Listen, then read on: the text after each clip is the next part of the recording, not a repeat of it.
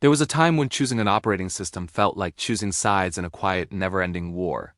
On one side stood Windows, familiar, dominant, deeply embedded in everyday life. On the other side was Linux, powerful, flexible, but often dismissed as something only developers or tech enthusiasts would dare to touch. For years, that divide stayed intact. Windows evolved, Linux improved, but the balance of power didn't fundamentally change. Until now.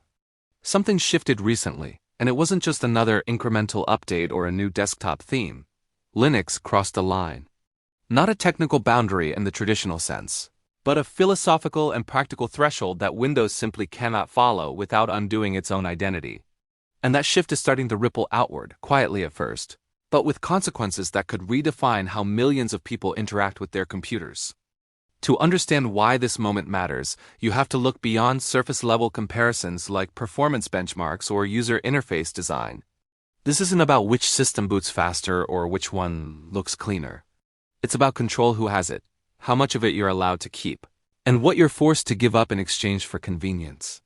For decades, Windows has operated on a model that trades user control for accessibility and consistency. That model made sense when computers were less personal and more standardized. But as technology became more integrated into daily life, the cost of that trade-off started to grow. Automatic updates that interrupt workflows, background processes that you didn't ask for, data collection that's always on by default. These things began to feel less like features and more like limitations. Linux, on the other hand, took a different path. It didn't chase mass adoption by simplifying everything at the cost of control. Instead, it built a foundation where users could shape their experience exactly how they wanted. For a long time, that came with a price: complexity. You had to learn commands, understand system components, and troubleshoot issues manually. That barrier kept Linux from becoming a mainstream option. But that's where the line was crossed. Modern Linux distributions have reached a point where they no longer require you to sacrifice ease of use to gain control. The interface is polished, the installation process is simple. Hardware compatibility has improved dramatically, and software availability has expanded in ways that were almost unthinkable a decade ago. You can now install Linux, boot into a fully functional desktop environment, and start working immediately, no terminal required. At the same time, all the power that Linux has always offered is still there, waiting just beneath the surface. You can customize every aspect of the system, automate tasks, remove unnecessary components, and fine-tune performance in ways that Windows simply doesn't allow. And crucially, you're not forced to engage with any part of the system you don't want. That level of optional complexity is what changes everything. Windows can't follow this path without fundamentally changing its business model. It's built around standardization, centralized control, and a tightly managed ecosystem.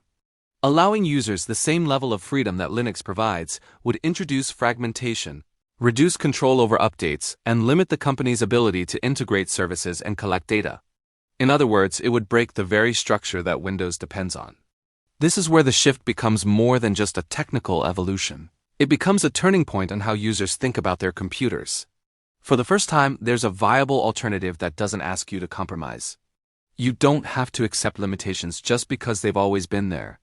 You don't have to tolerate intrusive features or unnecessary restrictions. You have a choice, and that choice is easier to make than ever before. What's particularly interesting is how this change is happening without a massive marketing push or a single defining moment. There's no one event you can point to and say, that's when everything changed. Instead, it's the result of years of steady progress finally reaching a tipping point. Improvements in user interface design, better driver support, growing compatibility with popular applications, and the rise of tools that bridge the gap between Linux and traditional software ecosystems, all of these factors converged at just the right time. Gaming is a perfect example of this transformation.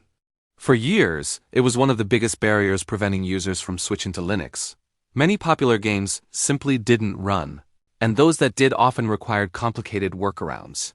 But now, with advancements in compatibility layers and increased support from developers, the situation has changed dramatically. A large portion of modern games can run on Linux with little to no configuration, and performance is often comparable to Windows. This doesn't just remove a limitation, it removes an excuse. When one of the biggest reasons to stay on Windows disappears, people start to reconsider their options. And once they do, they begin to notice all the other advantages that Linux offers. Privacy is another area where the contrast has become impossible to ignore. In an age where data is one of the most valuable resources, the way an operating system handles your information matters more than ever. Linux distributions typically collect little to no user data by default, and any data collection that does occur is transparent and optional. You can see exactly what's happening, and you can choose to disable it completely. Windows, by comparison, operates with a level of opacity that many users find increasingly uncomfortable. Even with privacy settings adjusted, there are still background processes and telemetry systems that continue to function. For some people, this isn't a major concern, but for others, it's a deal breaker. And as awareness of digital privacy grows, that group is getting larger. Then there's the issue of performance. Linux has always been known for its efficiency, but recent improvements have made that advantage more accessible to everyday users. Systems that struggle under the weight of modern Windows installations can often run Linux smoothly, extending the lifespan of older hardware and reducing the need for constant upgrades. This isn't just a technical benefit, it's a practical one that can save money and reduce electronic waste. What makes this moment so significant isn't just that Linux has improved. It's that it has improved in the right ways at the right time and to the right extent. It didn't try to become Windows. It didn't abandon its core principles to chase mass appeal. Instead, it refined its strengths and addressed its weaknesses until the gap between power and usability disappeared. Windows, on the other hand, is facing a different kind of challenge. It's not that it's falling behind in terms of features or performance. In many areas, it's still highly competitive. But it's constrained by its own design philosophy and business priorities. It can evolve, but only within certain limits. And those limits are becoming more apparent as user expectations change. This creates an unusual dynamic. For the first time, Linux isn't just an alternative, it's a statement. Choosing Linux isn't just about what you gain. It's about what you're no longer willing to accept. It's a shift in mindset from passive acceptance to active decision-making. And once that shift happens, it tends to stick. People who make the switch often find that they don't miss as much as they expected. The things they thought were essential turn out to be replaceable, and the things they gain in return control, transparency, flexibility become more valuable over time. It's not an instant transformation, and it's not without its challenges, but it's increasingly within reach for anyone willing to try.